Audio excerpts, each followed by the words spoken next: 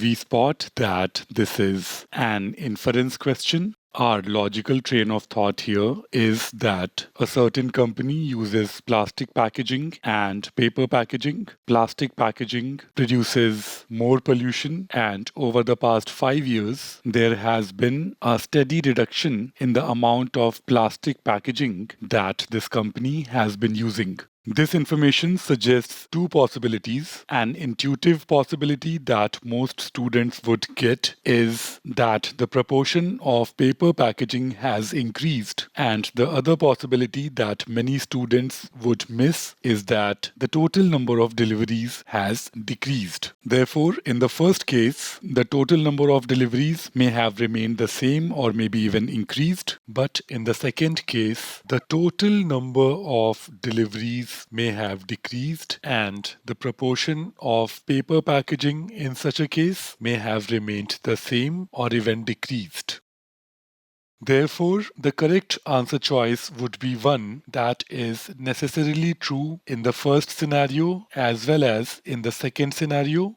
Now, answer choice A suggests a decrease in the total amount of packaging used by this company. This is a statement that must be true in the second scenario, but in the first scenario, where the total number of deliveries may have increased and just the amount of plastic packaging may have reduced because of an increased proportion of paper packaging being used, this answer choice is not something that must be true. Therefore, after some thinking, answer choice A, which is a trap, can be eliminated. If you could eliminate choice A through a complete and coherent thought process, good job. Answer choice B, on the other hand, represents a statement that doesn't have to be necessarily true in the second scenario. Imagine if the total number of deliveries has decreased, the amount of paper packaging may not have increased. Incorrect. Nothing has been discussed about the non-biodegradable nature of plastic packaging. Remember, we are not supposed to use our general knowledge. The inference has to be based purely on the statements in the passage. Therefore, answer choice C is incorrect.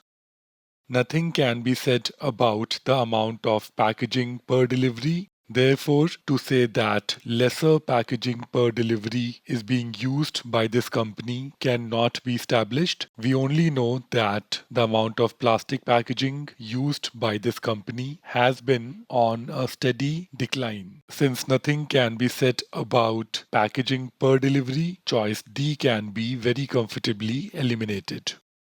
However, since the argument very clearly suggests a steady reduction in the amount of plastic packaging used by this company, such a steady reduction suggests a steady decrease in the amount of pollution produced by the company's use of plastic packaging. This statement is something that must be true in the first scenario as well as the second scenario. Therefore, we can say that answer choice E represents a statement that can be inferred on the basis of information provided without any assumptions, extrapolation, or exaggeration. Answer choice E is the correct answer choice.